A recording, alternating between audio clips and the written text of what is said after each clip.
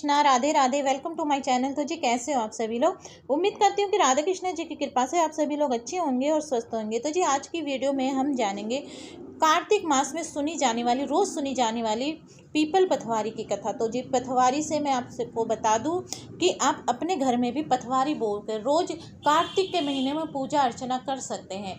कार्तिक मास में आप स्नान आदि करने के बाद आपको 4 ईंटें लेनी है और तुलसी माता जहाँ पर आपने विराजमान कर रखी है, अपने घर की बालकनी में, अपने घर की रेलिंग में, अपने घर के आंगन में, जहाँ पर भी तुलसी माता है वहीं पर आपको उनके पास ही पथवारी बोनी है। पथवारी बोने के लिए आपको क्या करना है, आपको 4 ईंटें लेनी है। 4 ईंटों को आपस में चारों तरफ जोड़कर बीच में आपको गड्ढा सा कर रखना है। फिर उसमें मिट्टी भरकर आपको जौ बोनी है। उसी जौ को बोने के बाद आप चाहे तो वहाँ पर मिट्टी की पथवारी माता भी बना सकती हैं। नहीं बना सकती तो आप भाप से ही वहाँ पे पथवारी माता को वहाँ पे विराजमान कर सकती हैं। वहाँ पर आपको पूरे 1 माह कार्तिक के महीने की वहीं पर पूजा अर्चना करनी है। तुलसी माता और पथवारी जी के पास बैठकर ही आपको वहाँ पर कथा सुननी है, कार्तिक महात्म्य सुननी है, और भी कथाएं जो सुनी जाती है कार्तिक के महीने में वो सभी आपको सुननी है। उनमें से एक कथा ये भी बहुत प्रचलित है, पीपल पथवारी की कथा। तो आप पीपल पथवारी की भी कथा इस दिन सुनिए। और पथवारी जैसे कि अगर आप चाहे तो ईंटों में, नहीं तो आप गमले में भी बो सकती हैं, और नहीं तो कई जगह मंदिरों में भी बोई जाती है पथवारी, तो आप मंदिरों में भी जाकर पथवारी की पूजा अर्चना कर सकते हैं। तो जी हिंदू धर्म में कार्तिक मास में पीपल पथवारी सींचने की प्रथा कई राज्यों में है। इसे सींचते समय पूरे महीने एक कथा सुनने का विधान भी है। गुजरी सास व बहू की इस कथा नियत के अनुसार पूजा के फल को बताया गया है। हिंदू धर्म में कार्तिक महीने में भगवान विष्णु व तुलसी माता के साथ विभिन्न देवी देवताओं की पूजा का भी विधान भी है, जिनमें पीपल और पथवारी पूजा भी शामिल है।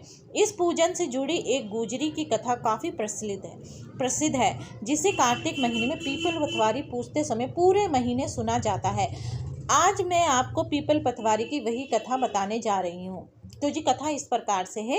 एक समय एक गुजरी थी। उसने अपने बहू को एक दिन दूध दही बेचने को कहा।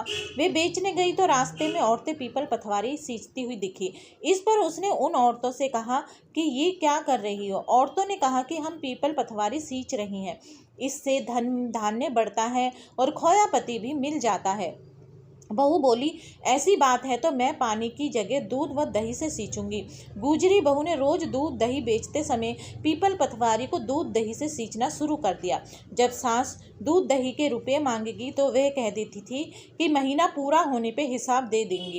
इसके बाद जब कार्तिक का महीना पूरा हो गया तो वे पीपल पथवारी के चरणों में पड़ गई।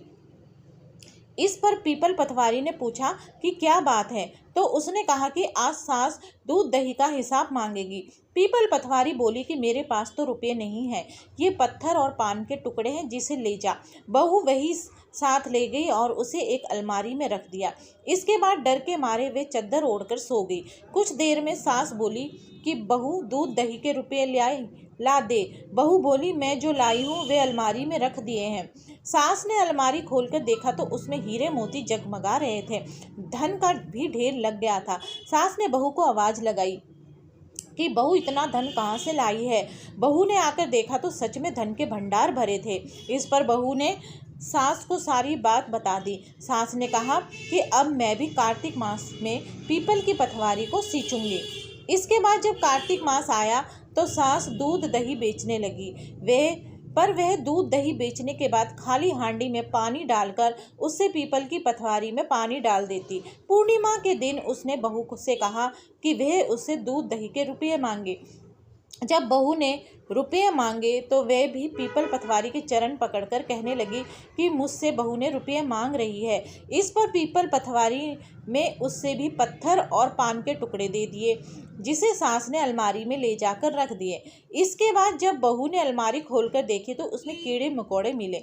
इस पर सब कोई कहने लगा कि बहू तो सत की भूखी थी, लेकिन सास ने धन की भूखी होकर पीपल पथवारी को सींचा था, इसलिए उसे फल नहीं मिला। कथा के अंत में कहा जाता है कि पथवारी माता ने जैसा बहू को फल दिया वैसा सबको दे, और जैसा सास को दिया वैसा किसी को भी ना दे। जय हो पीपल पतवारी माता की। तो जी कार्तिक के महीने में आपको पीपल के वृक्ष में भी रोज दीपदान जरूर करना चाहिए, बहुत ही अच्छा रहता है। आपको कई जगह दीपदान करना चाहिए, परंतु कार्तिक के महीने में आपको पीपल के वृक्ष में भी दीपदान जरूर करने से पुण्य फल की प्राप्ति होती है।